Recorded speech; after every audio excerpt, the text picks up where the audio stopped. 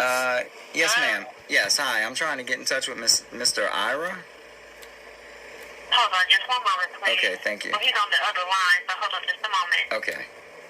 All right.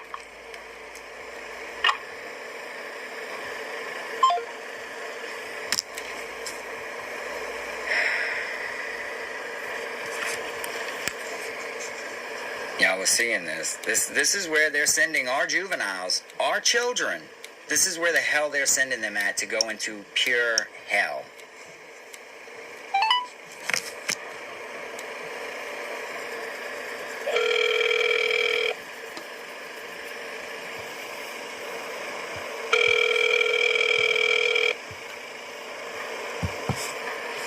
Good afternoon, Rutherford House. May I help you? Yes, ma'am. It's Mr. Savoy again. I was disconnected yet What again. happened? Nobody? Did you ever get anybody? A lady answered, and I told her who I was calling for, and she said to please hold on, and it was disconnected again. That wasn't me. And it's the boy, right? It's Savoye, Savoy. Yes, ma'am. The boy. Savoy. Yes, ma'am. Oh, okay, hold on. All right. Thank you.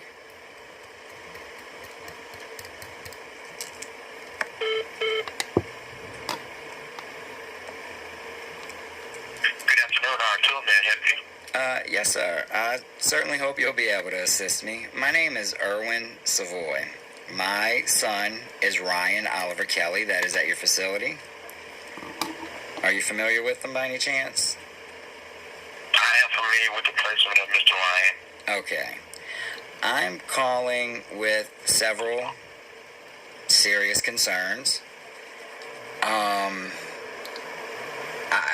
going to be honest with you. Unfortunately, from our experience from Slidell City Court, the DA's office, and our own public defender to this facility, I really don't trust anybody, unfortunately, for what we've had done to us. But my concerns with the facility is that when my son was brought to Slidell to court this Thursday, talking to him, I noticed his knuckles. And he proceeded to let me know that that's because he's having to fight often against more than one juvenile at a time. I have my son on recording from October 14th. He was scheduled to go to court the very next day, 5 hours away here in Slidell. And on that recording, the only reason I recorded him was because when I answered the phone, I could tell how intoxicated, or whatever you want to call it, that he was. And so I decided to record that conversation. And he ends up telling me about, that was the first night that they had put him on Seroquel, which is an antipsychotic medication. And I knew nothing of this. Nobody from your facility contacted me. Nobody spoke to me about anything. In that conversation, you can clearly hear all the other residents in the same home in the same condition that my son's in. And you can also clearly hear the house manager, or whatever you guys refer to them as, in the middle of everything, like it's normal procedure. So my son was so messed up, he didn't even know what state he was in our conversation. He was stuttering so bad because one of the main side effects to Seroquel is it attacks your nervous system in your face, causing slurred speech, stuttering, and can also very easily cause a permanent stutter, permanent slurred speech. So I started researching Seroquel after that night. I printed out a packet that I brought to court this Thursday that just passed, where my son was brought back from the Rutherford House all the way to Slidell to court again, being told by the judge to the transportation company that he was being released to bring all of his belongings both times. To unfortunately have our own public defender request a continuancy so she can bring in this expert witness who's in New York. And they sent my son back.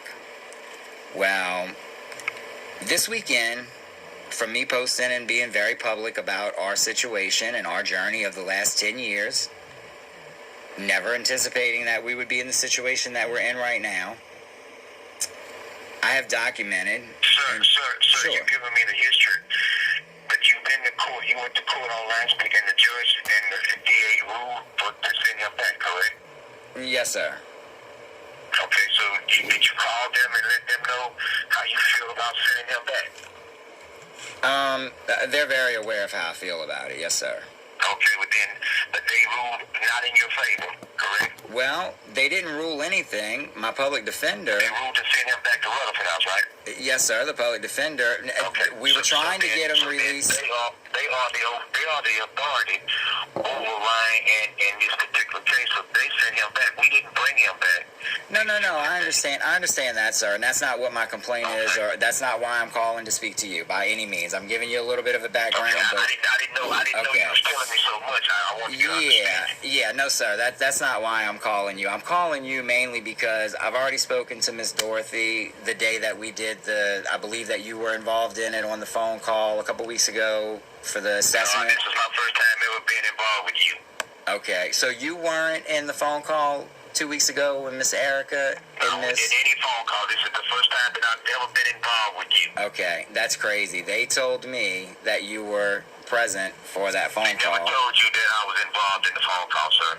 I would have been present and announced myself if I had been involved in any phone call with you. Okay, well, I must have been misled on that. Okay, anyway, all right, all that set aside, this is my concern. At court Thursday, my son shows me his knuckles. He proceeds to let me know that he is being put in situations where he's having to defend himself against more than one person at a time.